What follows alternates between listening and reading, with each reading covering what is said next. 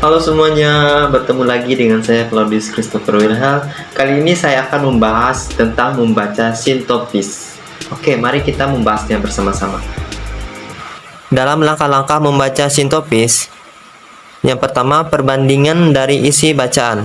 Di sini saya mengambil cerita Timun Mas dan Sang Kuryang.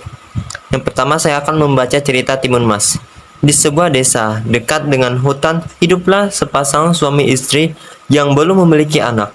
Mereka pun berdoa agar memiliki seorang anak dan tiba-tiba datanglah seorang raksasa yang bernama Buto Ijo yang ingin mengabulkan doa suami istri tersebut dengan memberikan biji timun mas yang dimana timun mas itu akan memberikan anak. Tetapi raksasa si Buto Ijo itu meminta syarat jika anak itu berusia 17 tahun. Pasangan suami istri itu harus memberikannya kepada raksasa tersebut. Pasangan suami istri pun menyetujuinya. Beberapa tahun kemudian, raksasa si Buto Ijo datang dan menagih janjinya.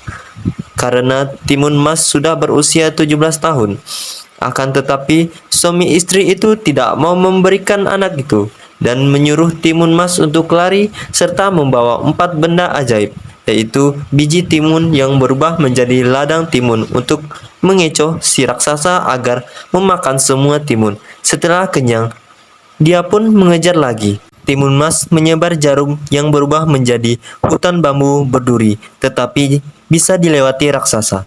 Timun Mas menaburkan garam yang dimana berubah menjadi lautan, tetapi masih gagal.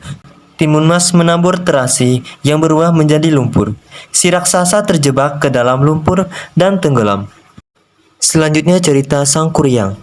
Hiduplah seorang perempuan cantik yang bernama Dayang Sumbi dan mempunyai seorang anak laki-laki dengan ditemani anjing titisan dewa sekaligus ayah dari Sang Kuryang.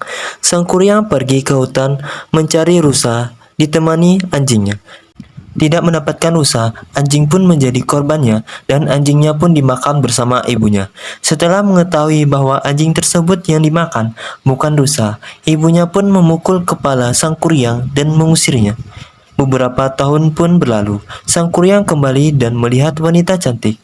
Wanita itu melingkan ibunya yang masih muda. Mereka pun menjalani hubungan hingga ke jenjang yang lebih serius. Akan tetapi, Dayang Sumbi mengetahui bahwa itu anaknya. Dan dia pun memberi syarat kepada Sang Kuryang harus membuat perahu besar. Jika gagal, dia tidak bisa menikah.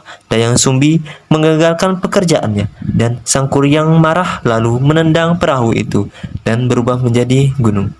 Jadi, perbandingan dari kedua cerita di atas ialah mereka memiliki lokasi atau tempat masing-masing.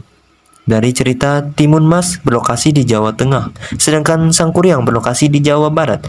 Serta dalam cerita Timun Mas yang menceritakan sepasang suami istri yang menginginkan seorang anak, dan cerita Sang Kuryang menceritakan tentang seorang anak yang ingin menikahi ibu kandungnya. Langkah yang kedua yaitu bagian penting dari bacaan. Cerita Timun Mas.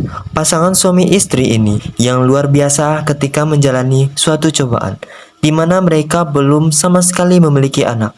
Akan tetapi mereka berdua masih mengikat tali kebersamaan di dalam percintaan tanpa ada rasa saling kecewa, dan pada akhirnya mereka pun mendapatkan seorang anak meskipun bukan dari rahimnya. Cerita Sang Kuryang. Seorang ibu yang mengagalkan rencana anak kandungnya bernama Sang Kuryang yang ingin menikahinya karena di dalam suatu keluarga tidak boleh menikah dengan satu darah, karena itu akan menyebabkan malapetaka bagi kehidupan kita.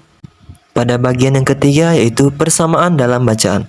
Persamaan dari cerita Timun Mas dan Sang Kuryang ialah mereka memiliki tokoh utama yang berjenis kelamin laki-laki, dan tokoh keduanya juga memiliki sikap yang tangguh dan pemberani serta memiliki kekuatan yang dimana Timun Mas memiliki kekuatan dari benda ajaib yang dipakai serta Sang Kuryang memiliki kekuatan dari para jin yang membantunya.